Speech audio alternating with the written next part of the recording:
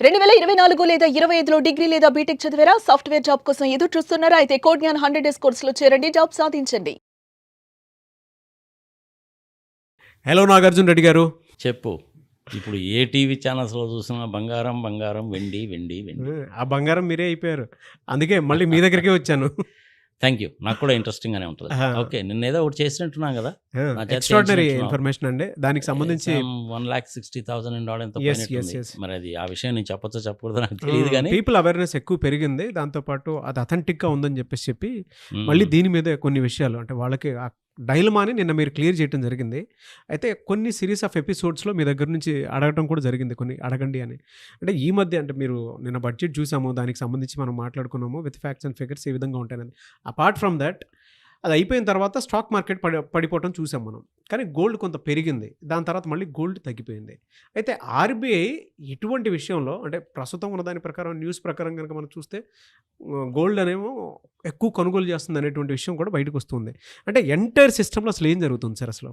అంటే ఇదేంటంటే ఈ విద్యార్థులకి, యువతకి, బ్యాంక్స్‌లో పనిచేసే వాళ్ళకి, ఐఏఎస్, ఐపీఎస్ ఆఫీసర్స్ లాంటి వాళ్ళకి ఉపయోగపడుతుంది ఎక్కువగా. సామాన్య మానవుడికి కూడాను ఉపయోగపడుతుంది. ఈవెన్ ఒక సామాన్యమైన రైతు, చిన్న వ్యాపారాలు చేసుకునే వాళ్ళు కూడా ఉపయోగపడుతుంది. మనము అవేర్నెస్ క్రియేట్ చేయడం అనేటువంటిది మన ఉద్దేశం. ఇప్పుడు నువ్వు ఆర్బీఐని గురించి కదా అడుగుతున్నావు. అవును. దాని గురించి కొన్ని విషయాలు అనేటువంటిది ప్రజలకు తెలియజేద్దాం. Okay sir. మీ టీవీ ద్వారా లేదంటే నా own channel CA Nagarjuna Reddy channel ద్వారా తెలియజేద్దాం. Okay sir. Okay. Reserve bank of India అనేటువంటిది పుట్టుక ఐ థింక్ 1934లోనో 1935లోనో ఒక యాక్ట్ ద్వారా ఫామ్ చేశారు. Reserve bank of India. ప్రతి దేశానికి కూడాను రిజర్వ్ బ్యాంక్ ఉంటుంది. ప్రతి దేశానికి రిజర్వ్ బ్యాంక్ ఉంటుంది. వాళ్ళు మెయిన్గా ఏం చేస్తారంటే మానిటరీ పాలసీస్ని డిసైడ్ చేస్తారు. ఆర్థిక సంస్కరణలు, ఆర్థిక పరమైన విషయాల గురించి కొత్తగా ఒక బ్యాంకు పెట్టుకోవాలన్నా అట్లాంటి వాటన్నిటి ఆర్బీఐ కంట్రోల్లో ఉంటాయి. ఎనీ కంట్రీలో కూడాను ఆర్బీఐ ఉంటుంది. మనకంటే రిజర్వ్ బ్యాంక్ ఆఫ్ ఇండియా అంటున్నాము, వేరే దేశాల్లో వేరే పేర్లు ఉంటాయి దానికి. సెంట్రల్ బ్యాంక్ అని, సెంట్రల్ ఫెడరల్ బ్యాంక్ అని, అమెరికన్ ఫెడరల్ బ్యాంక్ అని, కెనడియన్ ఫెడరల్ బ్యాంక్ అని రకరకాలుగా ఉంటాయి. ఇవి ఎవరైనా చూసుకోవచ్చు. అదే ఆర్బీఐ పుట్టుక. ఇప్పుడు ఈ బంగారం విషయంకి వస్తే ఏమవుతుందంటే ఆర్బీఐ అనేటువంటిది ఈ మధ్య చాలా బంగారం కొంటుంది అన్నావు కదా నువ్వు. అవును సార్. అంత చేటు టన్నులు ఏం కొనలేదు వాళ్ళు. కొన్నమాట మటుకు వాస్తవే. ఓకే. ఇప్పటి వరకు ఆర్బీఐ దగ్గర 880 టన్నుల బంగారం ఉంది. అందులో ఈ మధ్య కాలంలో కొన్నటువంటిది ఒక 65 టన్నులు కొన్నారు. ఓకే. ఈ 880 టన్నుల్లో ఇంచుమించుగా 600 టన్నులు అనేటువంటిది ఇండియాలోనే ఉంది. ఓకే. మిగిలినటువంటి ఒక 280 టన్నులు, 290 టన్నులు అనేటువంటిది విదేశాల్లో ఉంది. విదేశాల్లో అంటే స్విస్ బ్యాంకుల్లో అక్కడ పెట్టరు ఈ బంగారాన్ని. బ్యాంక్ ఆఫ్ ఇంగ్లాండ్లో పెడతారు. ఆ మిగిలింది బ్యాంక్ ఆఫ్ ఇంగ్లాండ్లో ఉంది. ఇది కాకుండా గోల్డ్ బాండ్స్ కూడా ఉంటాయి కొన్ని. ఇది గోల్డ్కి సంబంధించినటువంటిది. అందుకని ఆర్బీఐ అనేటువంటిది బంగారం కొనడానికి ఆర్బీఐకి డబ్బులు ఎక్కడి నుంచి వచ్చినాయి అసలు? అదే కదా, ఇది కూడా జనాలకు తెలియాలిగా. జనరల్గా ఏంటంటే మనకి స్టేట్ బ్యాంక్ ఆఫ్ ఇండియా అయినో ఇంకోటో కనుకైతే మన డిపాజిట్ చేసినటువంటిది బయట వాళ్ళకి వడ్డీలకు ఇచ్చుకుంటారు. ఆ వడ్డీల మీద వచ్చేటువంటిది ఆదాయం వాళ్ళకు ఉంటుంది. మనం డ్రాఫ్ట్లు తీసుకున్నా, చెక్కులు తీసుకున్నా, నెఫ్ట్ ట్రాన్స్ఫర్ చేసిన చార్జ్ చేస్తారుగా, లాకర్ రెంట్స్ అని అవన్నీ ఉంటాయి. మరి ఆర్బీఐకి ఇన్కమ్ ఎక్కడి నుంచి వస్తుంది, ఆదాయం ఎక్కడి నుంచి వస్తుంది? జనాలకు చాలామంది తెలియదు. ఆర్బీఐకి విషయానికి కనుక వస్తే ఇప్పటి వరకు ఆర్బీఐ దగ్గర రిజర్వ్స్ రూపంలో ఉన్నటువంటి డబ్బులు 9.6 లక్షల కోట్లు ఉన్నాయి. 9.6 లక్షల కోట్లు ఉన్నాయి. అందులో నుంచే ఈ బంగారం కొంటారు. విదేశాలకు సంబంధించినటువంటి బాండ్స్ కొంటారు. ఇంగ్లాండ్ వాళ్ళు, జర్మనీ వాళ్ళు, చైనా వాళ్ళు, అమెరికా వాళ్ళు, వీళ్ళందరూ ఏం చేస్తారంటే గవర్నమెంట్ గ్యారంటీడ్ బాండ్స్ని ఇష్యూ చేస్తారు. ఆ బాండ్స్ని కొంటారు. బంగారం కొంటారు, వెండి కొంటారు, ఈ బాండ్స్ కొంటారు. కొంత డబ్బులు ఫిక్స్డ్ డిపాజిట్ల కింద కూడా పెడతారు విదేశాల్లో. షేర్లు లాంటి కొనర్సమా ఆర్బీఐ వాళ్ళు, కొనకూడదు కూడా. అందుకని షేర్ మార్కెట్లో ఎప్పుడు కూడా ఆర్బీఐ వాడు రోల్ ఉండదు. వీటిల్లో మాత్రమే ఇన్వెస్ట్ చేస్తారు. మరి వీళ్ళకి ఈ 9,60,000 కోట్ల రూపాయలు అనేటువంటిది ఇప్పుడు ఆర్బీఐ బ్యాలెన్స్ షీట్ చూస్తే రిజర్వ్స్లో ఏదైతే కనపడుతుందో అదంతా కూడాను ఎక్కడి నుంచి వచ్చింది? ఆర్బీఐకి ఆదాయం. ఎస్. ఆర్బీఐకి ఆదాయం ఏంది అని చెప్పి నువ్వు అడగచ్చు, కానీ ఆర్బీఐకి కూడాను ఇన్కమ్ ఉంటుంది. ఎట్లా వస్తుందో తెలుసా ఇన్కమ్? ఈ గోల్డ్ తక్కువ రేట్లో ఉన్నప్పుడు కొని ఎక్కువ రేట్లో అమ్మేసినప్పుడు ఆదాయం వస్తుంది. ఓకే. అమెరికా వాళ్ళ దగ్గర నుంచి బాండ్స్ కనుక కొంటే, అమెరికా వాళ్ళంటే ట్రంప్ గారు గ్యారంటీ ఇచ్చుంటారు దానికి, ఆ బాండ్స్ కొన్నప్పుడు దాని మీద వడ్డీ వస్తుంది. ఇంగ్లాండ్ వాళ్ళ దగ్గర కొంటారు, చైనా వాళ్ళ దగ్గర కొంటారు, వీళ్ళందరి దగ్గర నుంచి బాండ్స్ కొనుక్కున్నప్పుడు దాని మీద వడ్డీ వస్తుంది. అలా కాకుండా మన చంద్రబాబు నాయుడు గారు, జగన్మోహన్ రెడ్డి గారు, పవన్ కళ్యాణ్ గారు, మమతా బెనర్జీ, స్టాలిన్, వాళ్ళు వీళ్ళు ఎవరైనా కావచ్చు, ఇంక్లూడింగ్ మోడీ గారు కూడా ఓకే ఆర్బీఐ దగ్గర నుంచి అప్పు తీసుకుంటారు. మంగళవారం మన పని అదేగా ఆంధ్రప్రదేశ్లో. అవునవునండి. ప్రతి మంగళవారం వెళ్ళి డబ్బులు తెచ్చుకోవడమేగా. ఇంచుమించుగా 3 లక్షల కోట్లు అనుకుంటాను అప్పు చేశారుగా. అట్లా ఆర్బీఐ వాళ్ళ దగ్గర నుంచి మనం డబ్బులు తీసుకున్నప్పుడు ఆర్బీఐ వాళ్ళకి మనం వడ్డీ కట్టాలి. అది కూడాను ఆర్బీఐకి ఆదాయమే. అలాంటి ఆదాయాలన్నీ కూడాను 1934-35 సంవత్సరంలో రిజర్వ్ బ్యాంక్ పెట్టిన దగ్గర నుంచి కూడా జరుగుతుంది. దాని మూలకంగా వచ్చేటువంటి ఆదాయంలో నుంచి ఈ బంగారం కొంటారు. ఓకే.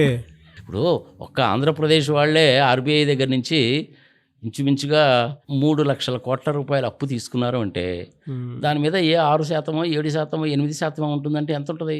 3 లక్షల కోట్లు. 3 లక్షల కోట్ల మీద 7% వడ్డీ తీసుకు, దానికి మళ్ళీ రిపో రేటు, రివర్స్ రిపో రేట్ అని ఉంటాయి. దాని గురించి మర్చిపో. ఎంత తీసుకున్నా కానీ 5% అనుకుందాం ఫర్ ఎగ్జాంపుల్. సో ఈ 3 లక్షల కోట్ల మీద 5% అనేసి అంటే ఇంచుమించుగా ఎంత అవుతుంది నీకు? 15 లక్షల కోట్లు, 15,000 కోట్లు అవుతుందిగా. అంతే కదా సార్. అదే ఆర్బీఐకి ఇన్కమ్. ఆ ఇన్కమ్లో నుంచి ఈ బంగారం కొంటారు. ఓకే. అందుకని ఆర్బీఐకి కూడాను ఆదాయం ఉంటుంది, గుర్తుపెట్టుకోవాలి. అలాంటి ఆదాయం 1934 నుంచి పెరిగి వాళ్ళ బ్యాలెన్స్ షీట్లో ఇప్పుడు ఎంత కనపడుతుందంటే 9,60,000 కోట్ల రూపాయలు రిజర్వ్ల కింద కనపడుతున్నాయి. క్యాపిటల్ కాదు, రిజర్వ్. అది ఆ రిజర్వ్లో నుంచి బంగారం కొన్నారు. ఇది ఒక పాయింట్. ఇది ప్రజలు తెలుసుకోవాలి. నెక్స్ట్ థర్డ్ పాయింట్ ఏంటంటే ప్రపంచవ్యాప్తంగా ఇప్పుడు ఏం జరుగుతుంది? చాలా క్యూరియస్ పాయింట్ ఇది. చాలా క్యూరియస్ పాయింట్ కదా. ఇది ఎప్పటి నుంచి మొదలైందంటే 2018-19 సంవత్సరం దగ్గర నుంచి ప్రపంచంలో ఉన్నటువంటి కొంతమంది మేధావులు అనుకో, అక్రమ మేధావులు అనుకో, పనికిమాలిన అనుకో, దిక్కుమాలిన అనుకో, నువ్వు ఏ పేరైనా పెట్టుకాక, నీతిగా నిజాయితీగా వ్యాపారం చేసేటువంటి వాళ్ళ అంటే అటు ఉన్నారు ఇటు ఉన్నారు. ఇది పెద్ద మాఫియా ఇది. వీళ్ళు 2018-19 దగ్గర నుంచి అప్పుడు ఒక టన్ను ఇప్పుడు ఒక టన్ను బంగారం కొనడం మొదలుపెట్టారు ఆ రోజుల్లో ఉన్న రేట్ల ప్రకారం. మరి ఎవరు వాళ్ళు? అంతా కలిపి తిప్పి కూడా 10 మంది కూడా ఉంటారు. అవును. ఆ 10 మందిలో నాకు తెలిసినటువంటి వాళ్ళు, నేను చూసిన దాన్ని బట్టి చూస్తే హెచ్ఎస్బిసి బ్యాంక్ ఒకటి, హాంకాంగ్ అండ్ షాంఘాయ్ బ్యాంక్ అంటారు, జేపీ మోర్గాన్ వాళ్ళు, మోర్గన్ స్టాన్లీ వాళ్ళు, ఇట్లాంటి ఇంకొక 2-3 బ్యాంకులు ఉన్నాయి. ఈ జేపీ మోర్గాన్ బాగా రెగ్యులర్గా జనాలకు తెలుసు కాబట్టి వాళ్ళ పేర్లు చెప్తున్నా. వేరే బ్యాంకులు కూడా కొన్ని. వీళ్ళందరూ కలిసి చేసినటువంటి మాయాజాలం అన్నమాట ఇది. మరి వాళ్ళను మాఫియాలు అంటావా, దొంగలు అంటావా, ఇంకో పేరు ఏది పెడతావు నువ్వు పెట్టుకో. నేను పెట్టను బాబు, దయచేసి నన్ను ఇన్వాల్వ్ చేయబాకండి. నీ ఇష్టం వచ్చిన పేరు నువ్వు పెట్టుకో. ఓకే. డ్రగ్ మాఫియా, బంగారం mafia, pharmaceutical mafia, land mafia, forest mafia, ఇవన్నీ మాఫియాలే. ఇందులో జనాలకు బాగా తెలిసింది ఏంది? Drug mafia. కానీ ఫార్మాస్యూటికల్స్ కూడాను ప్రపంచవ్యాప్తంగా పెద్ద మాఫియానే తెలుసా? 5 రూపాయలకి నీకు అమ్మాల్సిన ట్యాబ్లెట్ని 15 రూపాయలకు అమ్ముతారు. ఎంత మార్జిన్ ఉంటుందో తెలుసా ఫార్మాస్యూటికల్స్లో? అదొక పెద్ద మాఫియా. నీకు బెస్ట్ ఎగ్జాంపుల్ చెప్తా ఫార్మాస్యూటికల్కి సంబంధించి. బెరాల్గన్ అనే ట్యాబ్లెట్ ఇంత ముందు ఉండేది. కడుపు నొప్పి వస్తే బెరాల్గన్ రాసేవాళ్ళు. కొన్నాళ్ళు పోయిన తర్వాత ఏం చేశారంటే ఆ బెరాల్గన్ ట్యాబ్లెట్ వాడడం మూలంగా కిడ్నీలు దెబ్బతింటాయని మళ్ళీ వాళ్లే చెప్పి దాన్ని బ్యాన్ చేశారు. లక్షల కోట్లలో వ్యాపారం చేశారు దాన్ని. ఇలా ఉంటాయన్నమాట. మందు కనిపెట్టేది వాళ్లే, ఆ మందు పనికిరాదని చెప్పేది వాళ్లే. సో వాళ్ళు ఏం చేశారంటే అప్పుడు కాస్త బంగారం కొంటున్నారు కాబట్టి రేటు పెరుగుతుంది. ప్రపంచవ్యాప్తంగా ఈ రోజున బంగారం ఎంత ఉందంటే నీకు నాకు కూడా తెలియదు. ఇండియాలో ఇంచుమించుగా 35,000 టన్నుల బంగారం ఉంది. అందులో 25,000 టన్నులు అనేటువంటిది నీ దగ్గర నా దగ్గర ఉంది. ఏది? ఇట్లాంటివి కూడా. ఓకే.